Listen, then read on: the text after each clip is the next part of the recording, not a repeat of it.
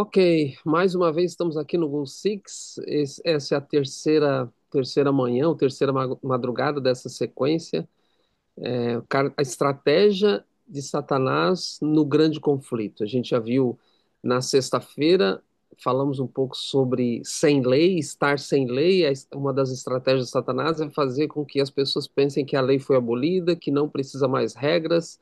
Então você ouve muito Jesus amor, Jesus é amor, Jesus perdoa, Deus é amor, Deus aceita como você está, não precisa mudar. E a gente já viu que a característica dos ímpios é sem regra, mas a característica do povo de Deus é uma vida com regras, a gente já viu. E ontem a gente falou um pouquinho sobre convidados ou escolhidos. Falamos que a gente deu uma ênfase a uma parábola de Lucas 14, e especificamente ali em Lucas 14, a gente viu que Jesus não está interessado em números. Jesus quer que todos se salvem, obviamente, mas ele precisa que a gente entregue a nossa vida por completo. Nós vimos ontem, falamos inclusive, demos ênfase a dois, três textos de Paulo a Timóteo, que Paulo teve revelações específicas que nos últimos dias as pessoas teriam características específicas. E aí a gente descobriu ali que há uma diferença entre ser cristão e aparecer cristão, né? Então, se você perdeu um dos temas, está aí no canal do Go Six no YouTube.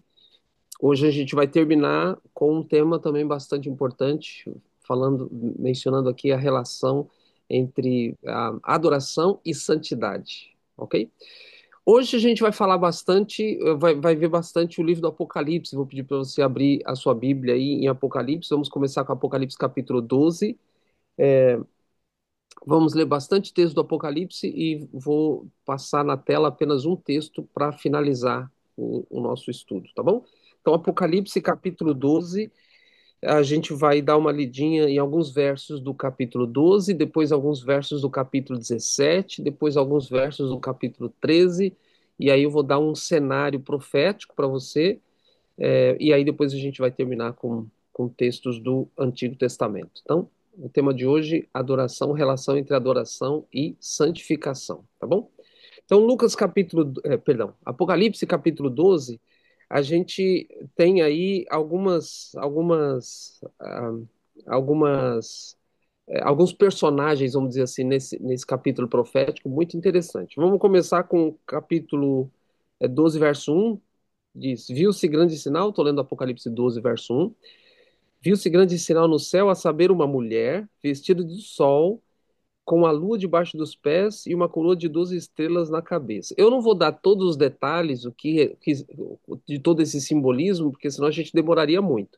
Mas só quero que você grave aí. Primeiramente, a Bíblia menciona nessa profecia uma mulher. E essa mulher é uma mulher virtuosa, diz que ela é vestida do sol. A Bíblia apresenta Jesus como o sol da justiça. Então, essa mulher, e você sabe que mulher na profecia representa igreja. Então, essa mulher representa uma igreja e essa igreja é uma igreja virtuosa. Ela está vestida do sol. Lógico que tudo isso é simbólico, né? Vestida do sol isso quer dizer que é uma mulher virtuosa. Jesus é representado como o sol da justiça. A Bíblia menciona no verso 2, ela estava grávida e grita com dores de parto, sofrendo para dar à luz. Tormentos para dar à luz. E depois o verso 3 diz que viu-se também outro sinal no céu, um dragão vermelho com sete cabeças, 10 chifres. Então, vamos lá. Nesses três versos, a gente tem, então, uma mulher grávida, a gente vestida do sol, lembre-se desse detalhe, ela é vestida do sol. A gente tem um dragão vermelho, e aí, agora, no versinho 5 você tem lá, ó, nasceu-lhe, pois, um filho varão, que há de reger todas as ações com cetro de ferro, e o seu filho foi arrebatado para Deus até o trono, até o seu trono. Então, olha só, o verso 5 dá, assim, deixa muito claro que esse filho que nasceu da mulher é Jesus, porque o texto está dizendo que é um filho varão, há de reger todas as nações, diz que ele foi arrebatado para Deus até o seu trono. Então, só pode ser Jesus Cristo. Então, isso é ponto passivo. Essa mulher, então, representa a igreja e Jesus nasce da igreja. Lembre-se que igreja aqui, no caso representando essa mulher, igreja aqui não é a igreja cristã depois de Cristo, já que Cristo nasceu dela, então igreja não é aqui a igreja depois de Cristo, é o movimento religioso dos judeus. Jesus veio dos judeus. Então a igreja aqui representa o povo de Deus, tá bom? O povo de Deus. Jesus veio do povo de Deus. O povo de Deus eram os judeus, Jesus era judeu, tá bom? Então, qual é o cenário que a gente está vendo aqui? Uma mulher, lembre-se, grávida, vestida do sol. Não esqueça esse detalhe. Vestida do sol, ela depois dá à luz, e o texto diz que tem um grande dragão, e esse dragão vai perseguir essa mulher. Olha só o versinho 6. A mulher, porém, fugiu para o deserto, onde lhe havia Deus preparado lugar para que nele no deserto a sustentem. Então, é uma luta, uma luta desproporcional, né? Imagina um dragão perseguindo uma mulher. É totalmente desproporcional. Mas a Bíblia menciona aqui nesses primeiros 6 versos, então, uma mulher grávida, o filho nasce. O texto diz que esse dragão persegue essa mulher e a Bíblia, no verso 6 está dizendo que essa mulher fugiu para um lugar. Eu preciso que você grave isso aí. Verso 6 diz que a mulher fugiu para onde mesmo? Lê aí o verso 6. Você viu aí? Para o deserto? Não está escrito aí no deserto? Então, essa informação é muito importante. Essa mulher foi para o deserto, ok? Olha comigo agora o versinho 13 de Apocalipse 12. Quando, pois, o dragão se viu atirado para a terra, perseguiu a mulher. Lembre-se que o dragão é Satanás. Você vai ver no verso 9 aí, 12:9, que o dragão é Satanás. Já que a mulher representa a igreja, o dragão representa Satanás. Então agora estou lendo o verso 13. Quando, pois, o dragão se viu atirado para a terra, perseguiu a mulher que dera à luz o filho varão. Então, quem é que Satanás está perseguindo? A igreja. O dragão persegue a mulher. Tudo bem? E no verso 14, a gente vai ter uma informação que já foi dada lá no verso 6. Verso 14, e foram dadas à mulher as 2 asas da grande águia para que voasse até ao deserto. Então veja, o verso 6 diz que a mulher foi por deserto. Deus preparou um lugar para ela. E agora no verso 14 está repetindo, diz quando o dragão está perseguindo a mulher e ela vai para o deserto. Então, vamos lá. Guarde essas informações. Mulher representa a igreja, ela está vestida do sol. Dragão representa Satanás. A Bíblia está dizendo que o dragão está perseguindo a mulher. E Deus, para proteger a mulher, mandou ela para onde mesmo? Para o deserto. Nasce o seu filho, foi arrebatado para Deus, Jesus Cristo, representa a sua morte, ressurreição e ascensão, tá bom? Enquanto isso, a mulher está no deserto. Agora, olha como termina o capítulo 12, verso 17. Verso 17 do capítulo 12 diz assim, ó: Irou-se o dragão contra a mulher e foi pelejar com os restantes da sua descendência, os que guardam os mandamentos de Deus e têm o testemunho de Jesus. Então, o que que esse texto está dizendo?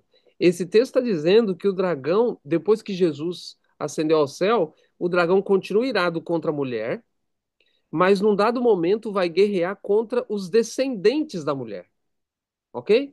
Então, olha só, resumindo o capítulo 12.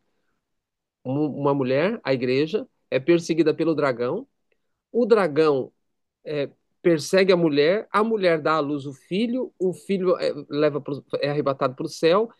E o final do capítulo 12 está dizendo que essa mulher foi por um deserto, o dragão está perseguindo a mulher, mas no final do capítulo 12, o enfoque do dragão, de Satanás, é sobre os remanescentes, os descendentes da mulher, ok? Então ele está perseguindo agora os descendentes da mulher. Então a gente viu um resumo aqui do capítulo 12. Agora vai para o capítulo 17. Capítulo 17. Capítulo 17.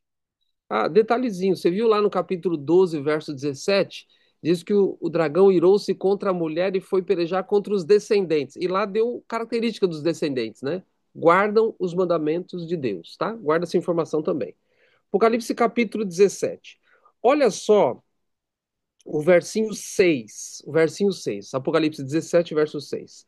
Então vi a mulher embriagada com o sangue dos santos e com o sangue das testemunhas de Jesus, e quando a vi, admirei-me com grande espanto.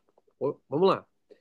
Então, João aqui, lembre-se que lá em Apocalipse 12, João está vendo uma mulher, e ela está vestida do sol. E aqui no verso 6 de Apocalipse 17, João está vendo também uma mulher.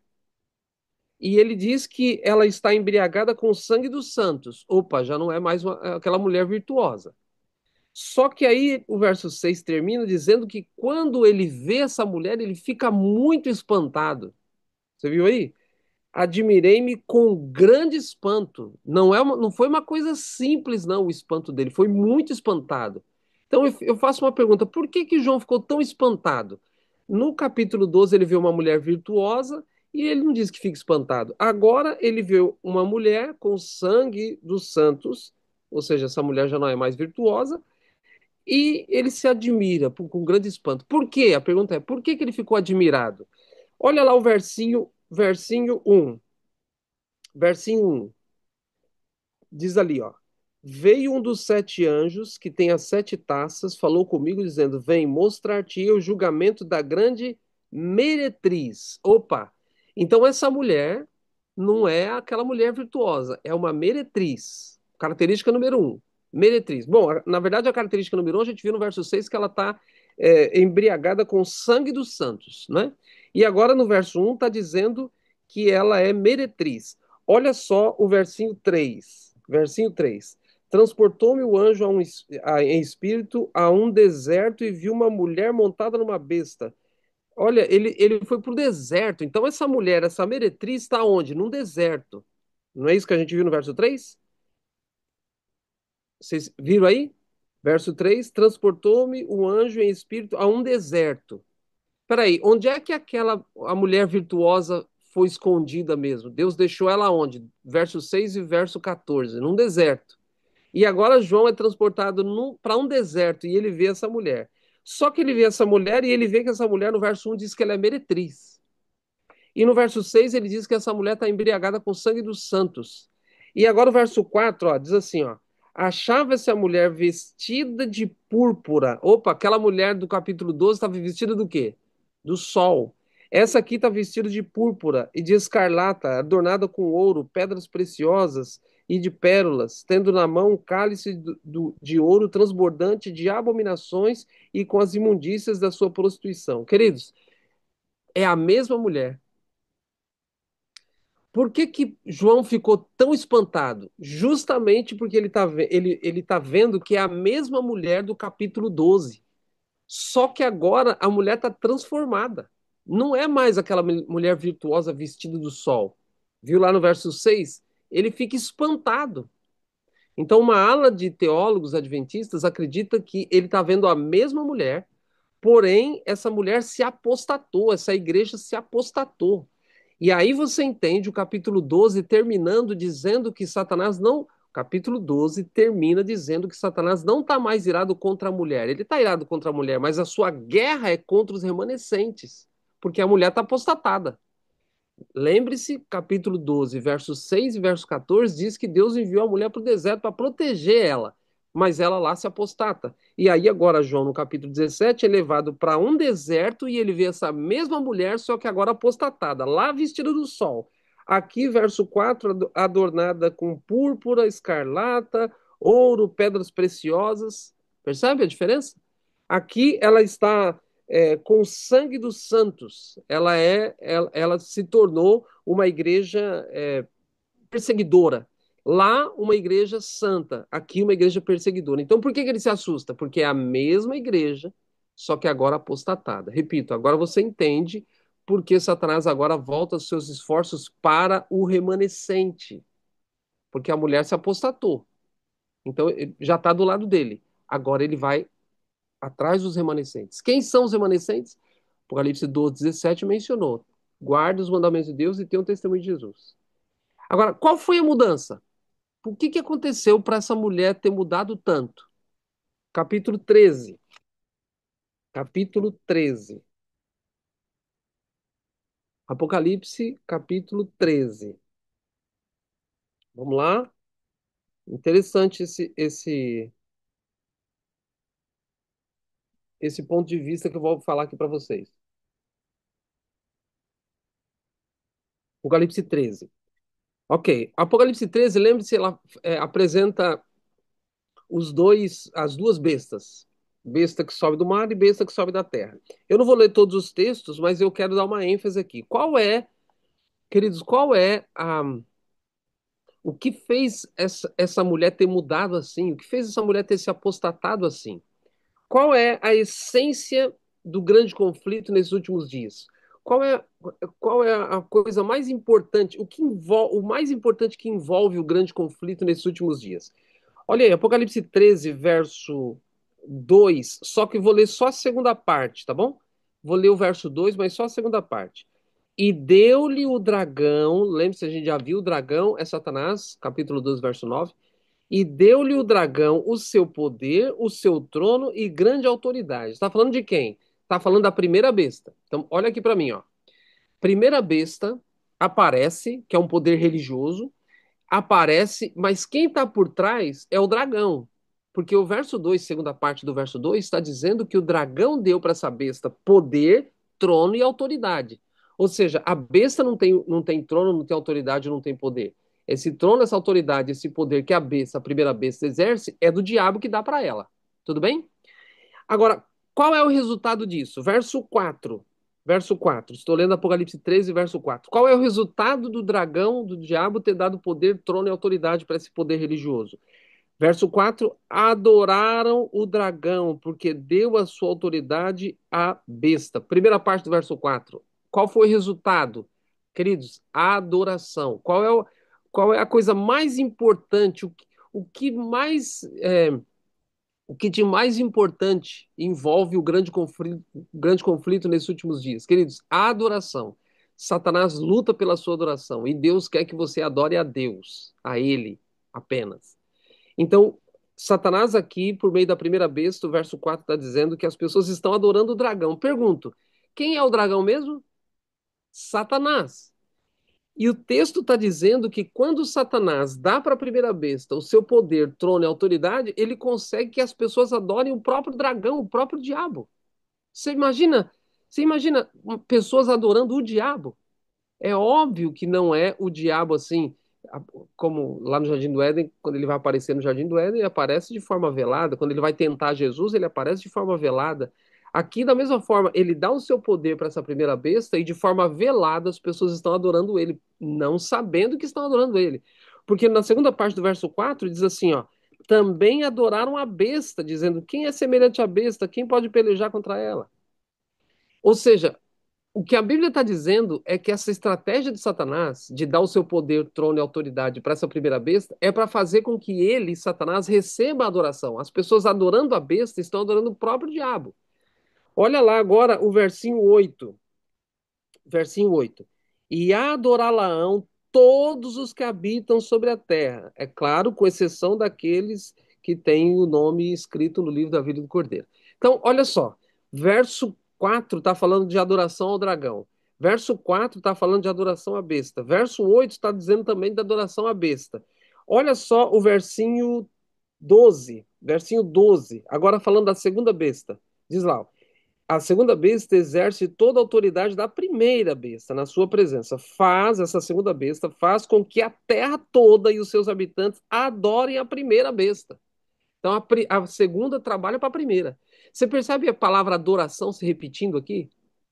Então o verso 4 diz lá, estão adorando o dragão. O verso 4 diz, estão adorando a besta. O verso 8 diz, estão adorando a besta. O verso 12 está dizendo, através da segunda, estão adorando a primeira. E deixa eu dizer, queridos, você que é adventista e conhece pelo menos mais ou menos essa profecia, sabe que essa primeira besta representa o poder religioso romano, a segunda besta representa o poder religioso protestante. E não importa quem é o Papa, não importa quem é o presidente americano, não importa, não importa. Não se iluda com muitos pregadores adventistas que são sensacionalistas, que querem o seu like, que querem a sua visualização, porque eles ganham dinheiro com isso. Então, não importa o Papa, o presidente, não importa isso. A profecia vai se cumprir, não, enfim, não se preocupe com isso. A profecia vai se cumprir. Satanás é que está por trás deles, tá bom? Olha só o versinho 15, diz aí, ó. Estou lendo Apocalipse 12, 13, verso 15, agora ainda falando da segunda besta. Ele foi dado comunicar fôlego à imagem da besta, para que não só a imagem falasse, como ainda fizesse morrer quantos não adorassem a imagem da besta. Bom, em resumo, o que que a gente viu aqui? No capítulo 13, você tem a adoração para a primeira besta, adoração para a segunda besta, adoração para a imagem da besta. Então, Satanás está por trás da primeira besta, Satanás está por trás da segunda besta, esses poderes religiosos. E Satanás sabe que as pessoas adorando esses poderes religiosos, ou pensando que estão adorando a Deus por meio desses poderes religiosos, estão adorando a Ele. Então, esse é o meu tema dessa minha última madrugada aqui com vocês. Qual é a relação da adoração e a santificação? O que fez aquela mulher mudar tanto? O que fez aquela mulher mudar tanto foi essa questão da adoração. Mas a gente tem um conceito de adoração muito limitado. Adoração não é só quando a gente vai lá na igreja e vamos orar, vamos cantar, vamos louvar. A maioria dos adventistas, quando pensa em adoração, pensa em música, pensa em louvor. E aí vem muitos temas polêmicos na cabeça. Mas não é só isso, eu vou mostrar aqui para vocês já já. Antes, Apocalipse 14. Dá uma olhada aí, Apocalipse 14, o versinho 7. Lembra? Primeira mensagem angélica, segunda mensagem angélica, terceira mensagem angélica, que são os remanescentes que a mulher, que o dragão tá irado, tá perseguindo lá no capítulo 12. É esse mesmo grupo aqui que foi posto no mundo para dar uma mensagem específica aqui. Olha só, Apocalipse 14, verso 7, a primeira mensagem angélica diz: dizendo em grande voz, temei a Deus e dai-lhe glória, pois é chegada a hora do seu juízo, e adorai aquele que fez o céu, a terra, o mar e as fontes das águas. Veja como a adoração é o assunto principal do grande conflito nesses últimos dias. É o assunto principal. Então, Satanás está trabalhando para que você deixe de adorar a Deus, adore qualquer coisa, mas não adore a Deus. E Deus precisa que você adore a Ele. Repito, adoração não tem a ver só com música, não tem a ver só com culto. Eu vou mostrar isso para você. Olha só o versinho 9 agora. Versinho 9. A terceira mensagem angélica diz: seguiu-se a esse outro anjo, o terceiro, dizendo em grande voz: se alguém adora a besta, a sua imagem, recebe a sua. Então, a primeira mensagem angélica fala para você adorar a Deus. A terceira mensagem angélica fala para você não adorar a besta, as bestas, a sua imagem. Olha só o versinho 11. Versinho 11, Apocalipse 14, verso 11. A fumaça do seu tormento sobe pelos séculos dos séculos e não tem descanso algum, nem de dia nem de noite, os adoradores da besta da sua imagem que recebe a marca e tal. Então, o Apocalipse, especialmente no que envolve esse período, está recheado de informações para que a gente fique atento e a gente tenha certeza, convicção de que nesses últimos dias a coisa mais importante que a gente deve se preocupar é a adoração. Satanás quer a sua adoração. Então ele tem a primeira besta, ele fala: adora a primeira besta, não precisa adorar a Deus. Aí a segunda besta, adora a segunda besta, não precisa adorar a Deus. Adora a imagem da besta, não precisa adorar a Deus. Adora o número da besta, não precisa adorar a Deus. Então Satanás luta pela sua adoração. Isso é o que é o pano de fundo, é o ápice do grande conflito, você vai adorar a quem? Esse é o ponto. E é isso que fez com que aquela mulher virtuosa se transformasse numa mulher prostituta. O aspecto da adoração. Mas vamos lá agora para um texto bíblico. O que é que envolve a adoração além da música, além do louvor, além do culto lá na igreja? Abra sua Bíblia em Mateus capítulo 15. Mateus capítulo 15.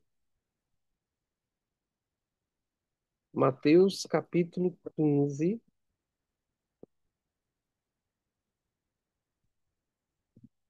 Palavras de Jesus, Mateus 15.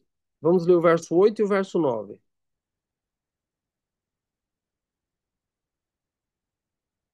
Mateus 15, verso 8 e o verso 9. Diz aí. Este povo honra-me com os lábios, mas o seu coração está longe de mim. E em vão me adoram, olha o assunto da adoração aí, ó. E em vão me adoram, ensinando doutrinas que são preceitos de homens. Então eu disse aqui que a gente tem um conceito muito limitado de adoração. O que é que Jesus está ensinando que envolve adoração? Veja o que ele está dizendo. Em vão me adoram. Ok, Jesus, o que, que é adoração em vão? Ele explica no próprio verso ensinando doutrinas que são preceitos de homens. Então, o que que é adoração, queridos? O que envolve adoração? Adoração envolve doutrinas. Você percebeu que o estudo de ontem eu falei muito sobre doutrina? Você lembra lá? Lembra que Paulo falou, olha, pregue a palavra, insta, repreenda, quer seja oportuno ou não, etc. Aí ele diz, porque vai chegar um momento que as pessoas vão ter coceira nos ouvidos e não vão querer escutar sã doutrina. Aí ele diz: pelo contrário, se cercarão de doutrinas? Não, de mestres, que pregarão coisas que eles gostam, que as pessoas gostam.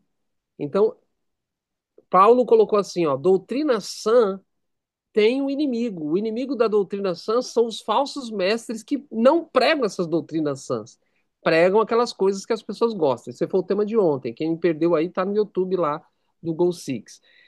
Então, a ênfase aqui na doutrina é importantíssimo. Por quê? Porque Jesus faz uma ligação de adoração com doutrina. E é por isso que eu coloquei o título da minha mensagem de hoje, Adoração e Santificação.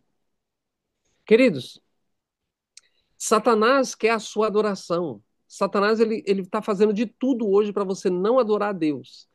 E quando a gente entende lá no Apocalipse 13, Apocalipse 12, 17, que aquela mulher se transformou, e o Apocalipse 13 mostra para a gente que o mais importante ali, o conceito mais importante no grande conflito nesses últimos dias é o grande conflito, aí a gente entende qual é a estratégia de Satanás. É fazer com que as pessoas ou não tenham doutrina nenhuma, não dê importância para a doutrina, só Jesus salva, Jesus é amor, Deus é amor, Deus é amor, Jesus salva, tá tudo certo. Mas não é só isso o evangelho, isso é o evangelho manco. Então, ou as pessoas negam a doutrina completamente, ou então colocam uma doutrina camuflada. Colocam dentro da verdade, colocam uma pitada de erro. Se você coloca dentro da verdade uma pitada de erro, já não é mais verdade. Então, Jesus está fazendo uma aplicação, ou Jesus está fazendo uma associação de adoração com doutrina. Vou ler de novo o verso 9, Mateus 15, verso 9. Em vão me adoram. Como é que é a adoração em vão? Quando se ensina doutrinas que são preceitos de homens. Logo, a adoração verdadeira tem a ver com doutrinas bíblicas. Então, queridos, a adoração tem a ver com o que você acredita como doutrina. A adoração verdadeira tem a ver com doutrina bíblica. A adoração falsa tem a ver com doutrinas erradas, doutrinas não bíblicas, doutrinas de homens. Então, quando Satanás quer que você adore a ele ou não adore a Deus, ele vai fazer com que você crê em doutrinas que não são bíblicas. E para isso ele talvez cerque você de mestres, de pregadores que não ensinem as doutrinas que são bíblicas. Lembra que eu disse ontem? Está revelado? Se está revelado, tem que pregar. Não tem, o pregador não pode se eximir dessa responsabilidade. Ele vai ser cobrado por Deus. Então, queridos, qual é a minha ênfase aqui? A minha ênfase é a adoração tem a ver com doutrina. A adoração tem a ver com doutrina. Nesses últimos dias, Satanás está trabalhando constantemente para fazer com que você adore qualquer coisa, menos a Deus. Ok?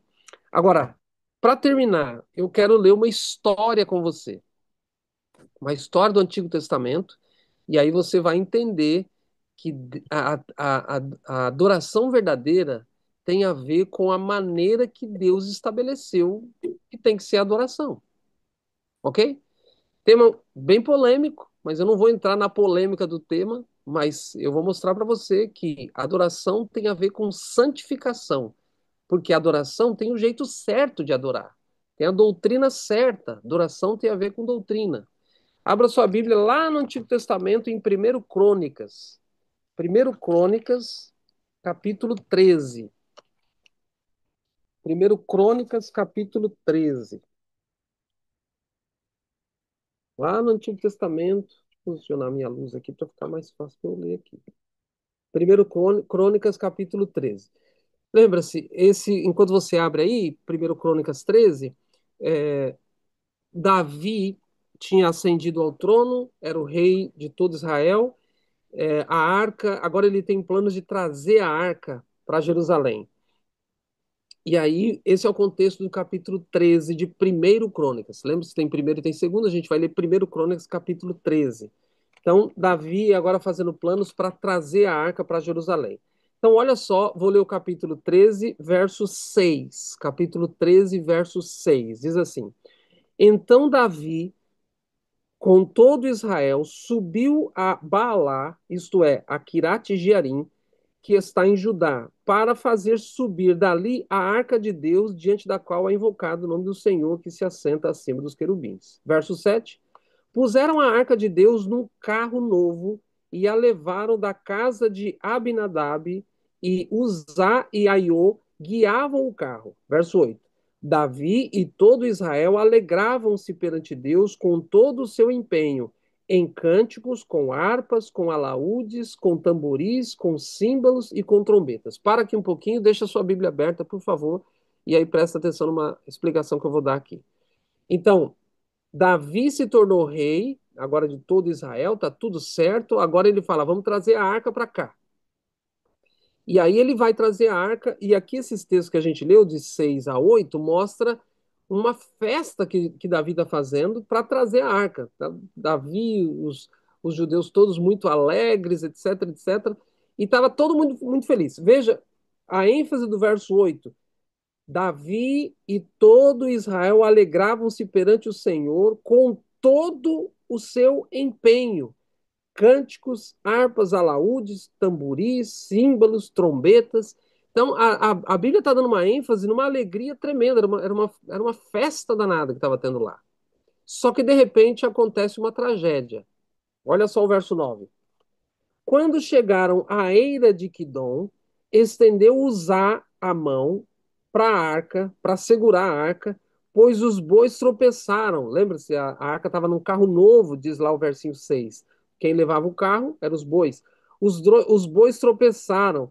Então a ira do Senhor se acendeu contra Uzá e o feriu por ter estendido a mão à arca e morreu ali perante Deus. Gente, que estranho isso. Presta atenção.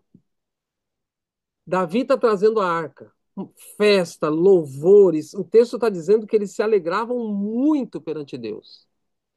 E aqui acontece uma tragédia. O carro de boi está levando a arca está em cima do carro de boi. Eu tenho uma arca aqui, está ali em cima. A arca está em cima do carro de boi. O boi tropeça e a arca vai cair e o Zá está do lado. A arca vai cair e usar para proteger a arca. Ele levanta a mão para proteger a arca. E pelo que o texto diz aqui, ele nem chega a tocar na arca. Deus fulmina ele na hora. Há várias advertências que ninguém pode tocar na arca. Ninguém pode tocar na arca. Mas você pode perguntar, mas usar foi só segurar a arca porque a arca ia cair. Ele não estava desrespeitando a Deus no sentido, eu vou colocar a mão aqui na arca. Deus mandou só sacerdote colocar a mão na arca, mas eu vou colocar porque eu estou desobedecendo a Deus. Não, ele foi tentar proteger a arca ia cair. Eu vou dizer para você, queridos, sabe quem foi o culpado de Uzá ter morrido? Sabe quem foi o culpado dessa tragédia? Davi. Uzá morreu por um desleixo de Davi. Quem é Davi? O rei, é o líder. E eu vou mostrar isso para você. E aí, Davi fica impressionado. Depois você pode ler esse relato com mais calma. Davi fica impressionado e fala: Não. Davi ficou muito abalado, muito, muito, muito abalado. E ele disse: Não, não, não vou mais trazer a arca. E aí, o verso 14. 1 Crônicas 13, verso 14 diz: Assim ficou a arca de Deus com a família de Obed-Edom, 3 meses. Davi falou: Não, vamos deixar a arca aqui na casa mais próxima aqui, vamos deixar isso quieto. Alguma coisa a gente fez errado aqui. E o verso 14, então, a arca de Deus ficou na família de Obed-Edom 3 meses em sua casa. E o Senhor abençoou a casa de Obed-Edom e tudo que ele tinha. Ué, mas o camarada que foi proteger a arca foi fulminado por Deus. A Bíblia diz que Deus se irou e fulminou o camarada. Agora a arca está dentro da casa do camarada e Deus abençoa o camarada. Não só o que ele, mas tudo que ele tem. Mas não tem alguma coisa estranha nessa história? Esse camarada, a arca foi cair, a arca ia cair, ele foi proteger a arca. E o camarada foi fulminado. E agora a arca está dentro da casa. Por que que Deus não abençoou o camarada? Pela lógica, a gente pensaria assim: Deus devia ter abençoado esse camarada, porque ele é zeloso pela arca, ele foi segurar a arca. Queridos, se a gente não faz o que Deus manda, não, a gente não pode esperar que Deus aceite. Por que que Deus não aceitou a oferta de Caim lá em Gênesis 4? Porque não foi o que Deus pediu. Gente, a gente está numa época em que as pessoas têm um viés assim, a comunidade, os seres humanos têm um viés de que os pais, por exemplo, só a título de exemplo, os pais precisam ser amigos dos filhos, amiguinhos dos filhos e tal. Claro que a gente tem que ter amizade com os filhos, mas o amigo é uma coisa, o pai e a mãe estão acima dos amigos. Então, eu entraria aqui num tema bem polêmico, mas Deus, ele é nosso amigo, mas ele é Deus. Ele está bem próximo, imanente, sim, mas ele é transcendente, ele é todo poderoso. A gente não pode esquecer esse equilíbrio. Deus é Deus, ele é todo poderoso. A adoração tem requisitos que ele estabeleceu. Para a adoração verdadeira, Jesus falou em Mateus 15, que a gente leu, adora, as pessoas adoram a Deus de maneira vã quando tem doutrina de homem, porque doutrina na Bíblia é o que Deus estabeleceu. A verdadeira adoração tem a ver com a maneira que ele estabeleceu. Eu não posso adorar a Deus do jeito que eu quero. Eu tenho que adorar a Deus do jeito que ele pediu. Volto àquela minha frase. Está revelado? Se está revelado, that's it, é isso aí. Agora, eu vou mostrar para você por que que o culpado disso aqui foi Davi.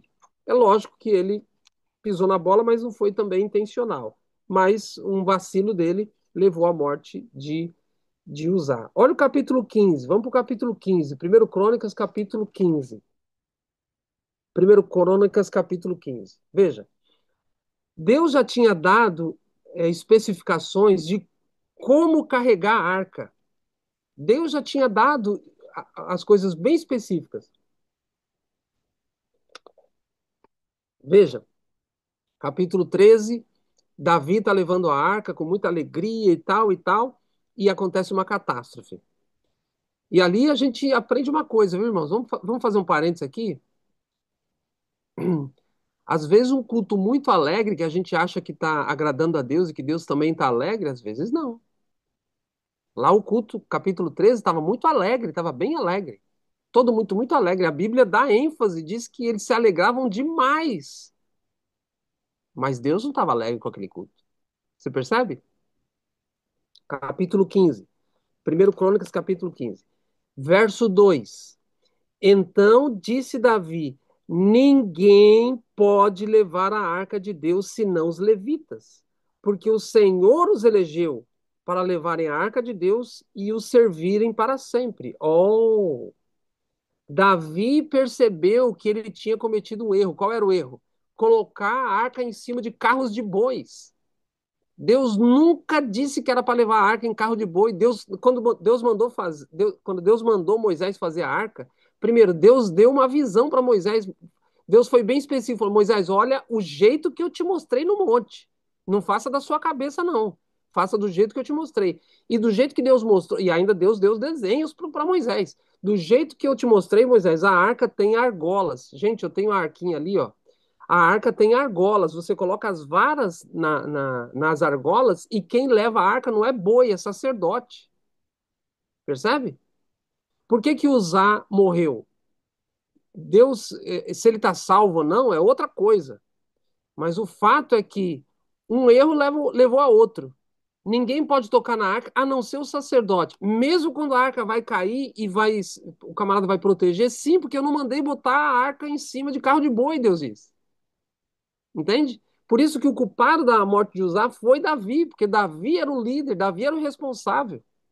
Então, agora no capítulo 15, Davi entendeu, ele estudou, ele procurou fazer a vontade, deixa eu ver o que que eu errei lá, que o camarada morreu por minha culpa, deixa eu ver o que que eu errei. Aí ele foi descobrir, foi reler e foi descobrir, não é do jeito que eu quero, não é do meu jeito, é do jeito que Deus quer. Então, a primeira mudança, verso 2, o sacerdote é que leva a arca. E aí você pode ler, quem quer anotar aí, Êxodo 25, verso 14 e Deuteronômio 10, 8. Quem quiser anotar, só para você ver que Deus já tinha especificado lá atrás para Moisés como é que deveria ser carregar a arca. Êxodo 25, 14, Êxodo 25, 14 e Deuteronômio 10, verso 8. Deuteronômio 10, verso 8. Agora aqui, ó, 1 Crônicas 15, 2, também você pode ler no verso 15, olha aí. Estou em 1 Crônicas 15, a gente leu o verso 2, agora leia comigo o verso 15. 1 Crônicas 15, 15.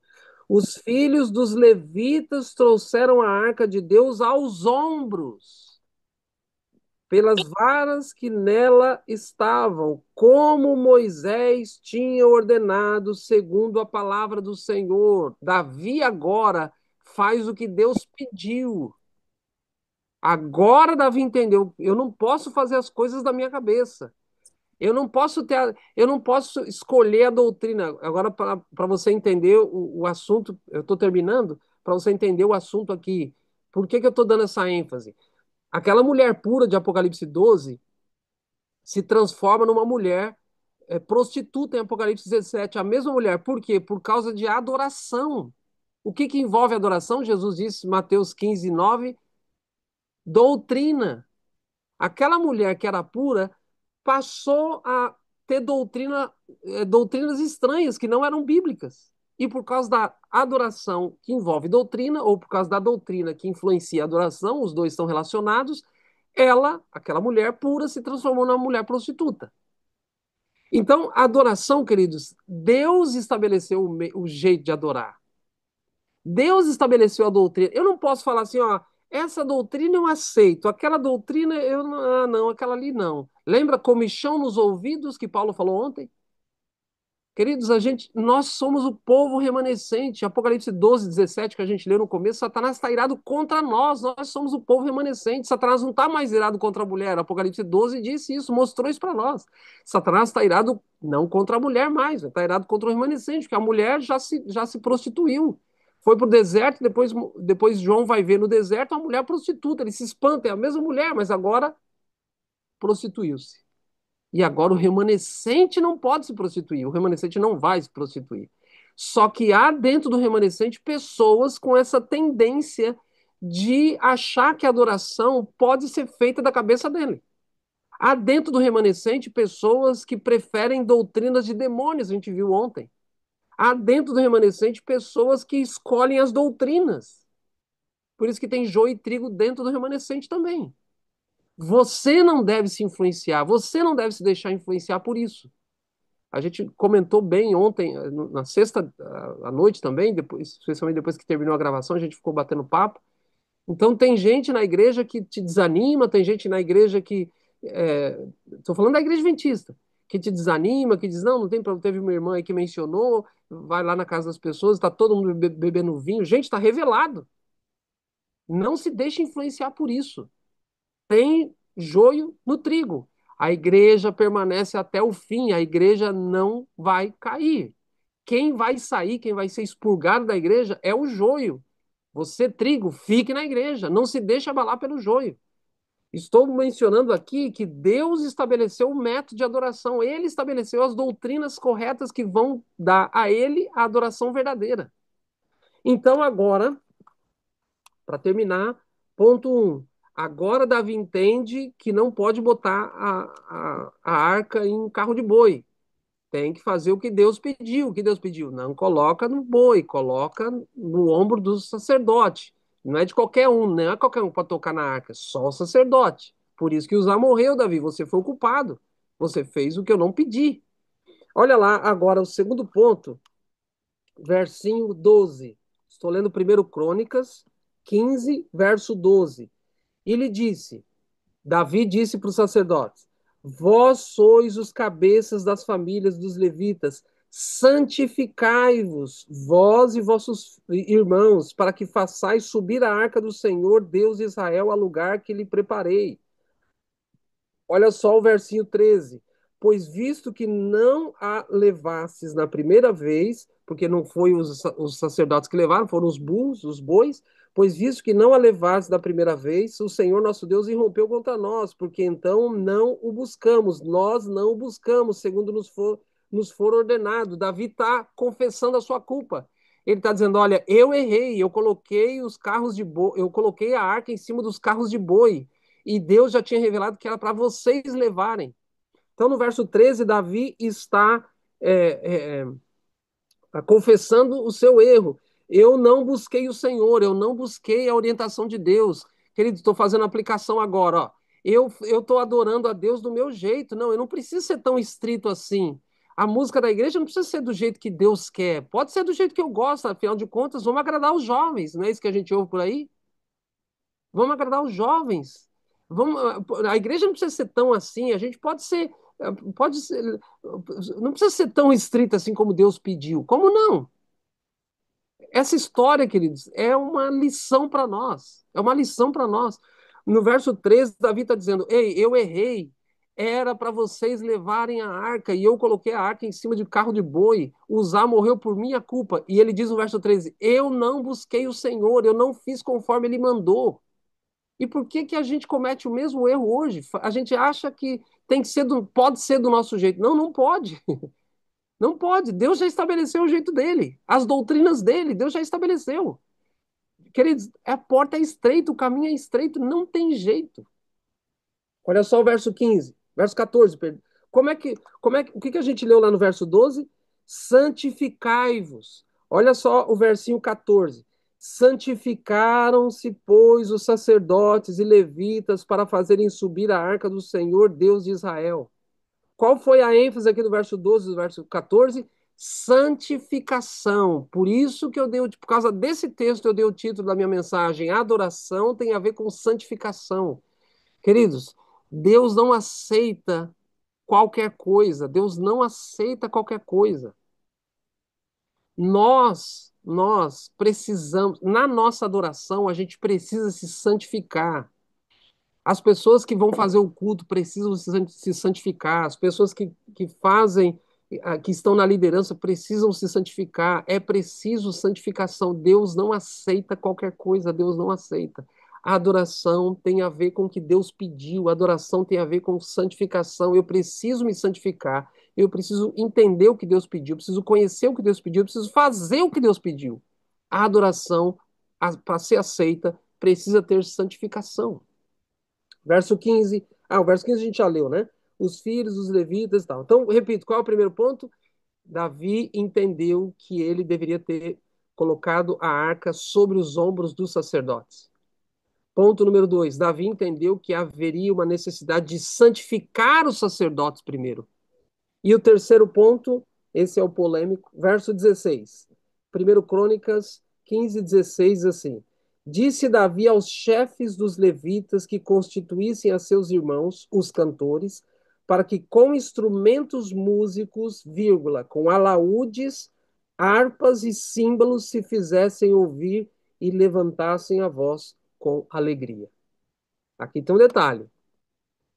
Lembre-se lá no capítulo 13 de 1 Crônicas, teve um problema, né? Tava todo mundo se alegrando, tava tudo bem e tal. Povo alegre, mas Deus irado, porque não foi o que Deus pediu. E aí a gente já viu aqui dois pontos. Por que Deus não aceitou aquilo?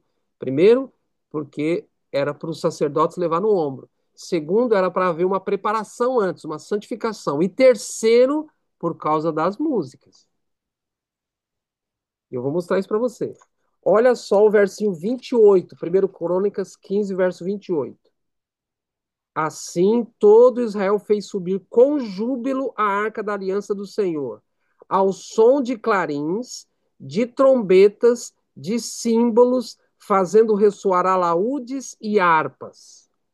Olha aqui. Vamos comparar o verso 16 com o verso 28, tá bom? Estamos no terceiro tópico. Agora a gente não está falando mais do sacerdote carregando no ombro, agora a gente não está mais falando da santificação. Agora a gente está falando do estilo da adoração. a música da adoração. Olha só o verso 16.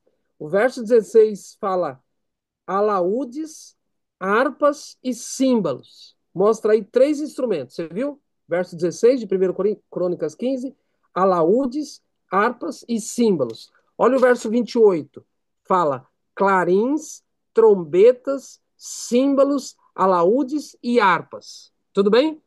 Nesse capítulo 15 deu certo a adoração, porque foi feita do jeito que Deus mandou. Lá no capítulo 13 não deu certo. Vamos ver o que não estava certo lá em relação à música. No capítulo 13, vamos voltar lá para o capítulo 13. O que é que eles estavam usando lá que tenha desagradado a Deus? É só uma inferência. A Bíblia não está dizendo isso.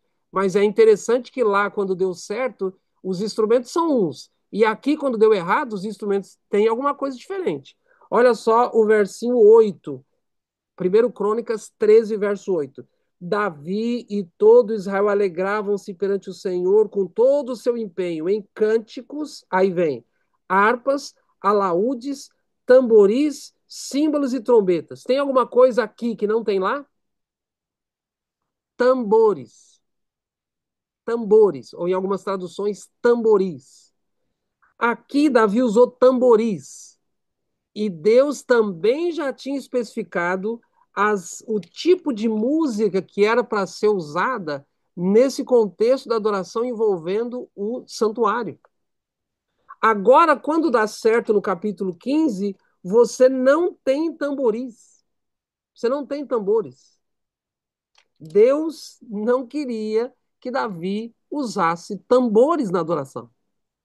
Porque aí os estudiosos dizem, e eu tô estudando, estou trazendo aqui só uma palhinha de algo que eu estou estudando já faz um tempo, e logo, logo vou ter um sermão sobre isso.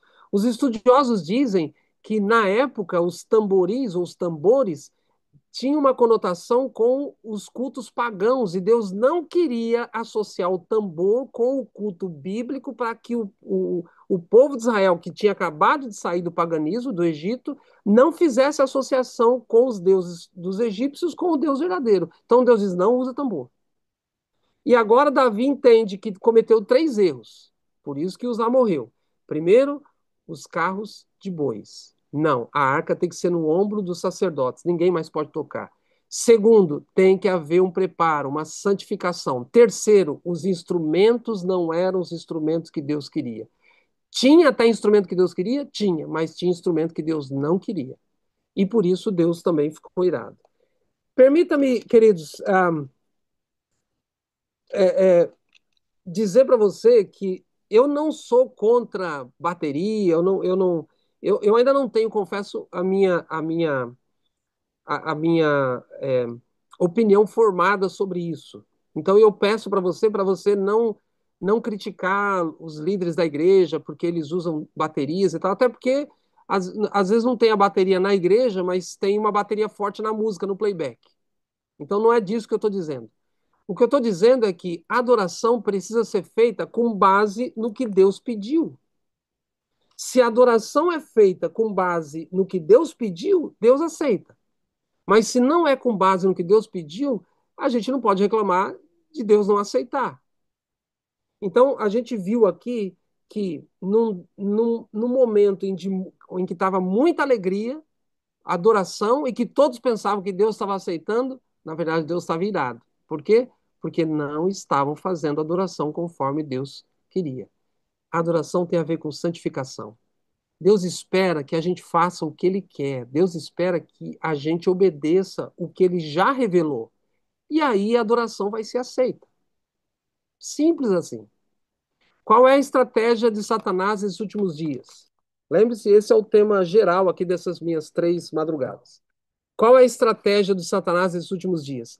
Fazer com que o povo de Deus pense que Deus vai aceitar uma meia obediência. Deus vai aceitar eu escolher as doutrinas que eu quero.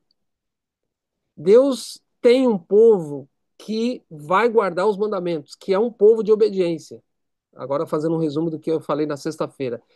E a característica dos ímpios é anomia, sem lei, sem regras, que querem fazer do seu próprio jeito.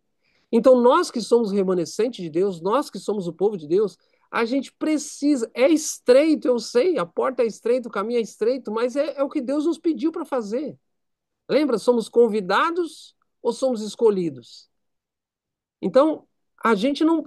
Se a gente não tiver, se a gente não tiver no céu, se a gente não for salvo, vai ser por causa da nossa própria escolha. A gente querer fazer do nosso jeito. Não, Deus falou que eu devo comer isso, mas todo mundo come. Deus falou que eu não devo comer isso. Deus falou que eu não devo. Gente, bebida alcoólica. Como é que um adventista bebe bebida alcoólica? Então, são coisas. E eu estou dando só exemplos. Aí ó, foi falado aqui de fofoca, foi falado aqui de críticas, de acusação, acusações. Gente, nós somos o povo de Deus, nós somos remanescente. Deus já especificou a maneira que a gente deve fazer adoração a Ele, envolvendo doutrinas e o próprio culto. Se não for do jeito dele, ele não vai aceitar. A gente não pode reclamar que ele não vai aceitar. Já está revelado. Se a gente não soubesse, até ok. Mas a gente já sabe, já está revelado. Então, que Deus abençoe para a gente entender que Satanás existe, Satanás ainda está aí, Satanás tem a sua estratégia. E Satanás está trabalhando para você achar que só por fazer parte da igreja adventista está tudo certo. Satanás está trabalhando para você achar que só meia adoração, meia obediência, está tudo bem. Satanás está trabalhando. Satanás não está muito interessado em fazer com que você saia da igreja. Lembre-se, o texto que a gente leu ontem, Paulo disse: ó, alguns apostatarão da fé, mesmo estando dentro da igreja. Satanás diz assim: ó, se ele e ela permanecer na igreja adventista do sétimo dia, que é o povo de Deus dos últimos dias, mas se eu conseguir fazer com que ele não siga toda a vontade de Deus, tá tudo bem. Então, queridos, Deus nos chama nesses últimos dias. Veja, Ele está preparando o povo para o maior evento da história desse planeta, a volta de Jesus para pôr fim ao pecado. Mais de 6.000 anos de pecado. E esse é o ápice dos eventos finais e o ápice do plano da redenção, quando ele, enfim, põe fim ao plano da redenção, no sentido de pôr fim ao pecado e acabou morte, acabou tristeza, acabou dor, doença. A gente está se preparando para uma vida eterna. E eu repito o que eu já disse aqui. Gente, se ele deixou tudo para vir aqui. O que são essas coisas para a gente deixar? Não é nada, absolutamente nada. Então, que Deus abençoe você para que você, como diz Jesus, né? Depois que você fizer tudo, obediência restrita, não para ser salvo, tá? Ninguém obedece para ser salvo. Obediência restrita, fez tudo, Jesus falou isso, fez tudo o que eu mandei, aí você olha para si mesmo e diz: eu sou um servo inútil mesmo, eu só fiz o que me mandaram. Porque a gente não obedece para ser salvo, a gente obedece porque já fomos salvos, tá bom? Então, que Deus abençoe você. Lembre-se, Satanás existe, ele tem as estratégias para fazer com que você se desvie do povo de Deus. Esse movimento vai até o fim. Quem vai sair é o joio por ocasião da sacudidura. Inclusive, eu tenho estudos lá no meu canal sobre escatologia e dois ou três estudos lá é sobre a sacudidura, entre a igreja em geral e entre os líderes. Está lá no meu canal, A Busca com Sandro Oliveira. Deixa eu, deixa eu terminar com oração e aí depois vai ter uma outra oração aí também, né? Senhor Deus, obrigado mais uma vez por essas 3 madrugadas que estudamos a tua palavra. Por favor, fortaleça a nossa fé, nos ajude a, a percebermos as artimanhas de Satanás nesses últimos dias e permanecermos firmes ao teu lado, do lado da tua verdade. E nos ajude, Pai, a fazemos sacrifício vivo. O Senhor não pede mais sacrifício de morte. O Senhor já morreu. Mas o Senhor pede o sacrifício vivo. O Senhor pede que nos sacrifiquemos no sentido de adoração verdadeira, no sentido de nos esforçar para termos uma comunhão mais íntima contigo, nos esforçar para orarmos mais, nos esforçar para lermos mais a Bíblia, nos esforçar para participar da pregação do teu evangelho, nos esforçar, Senhor, para anularmos a nossa natureza carnal e nos esforçar para a atuação do teu Espírito em nós ser de tal forma que a santificação seja uma realidade em nossa vida. Para isso, Senhor, nos instrua, nos repreenda, insta conosco. Nós queremos as doutrinas, nós queremos a sã doutrina, nós queremos entrar cada vez mais no caminho estreito, nós precisamos disso, ainda que doa, mas Precisamos realmente disso. Pela tua misericórdia, não desista de nós. Em nome de Cristo oramos. Amém, Senhor.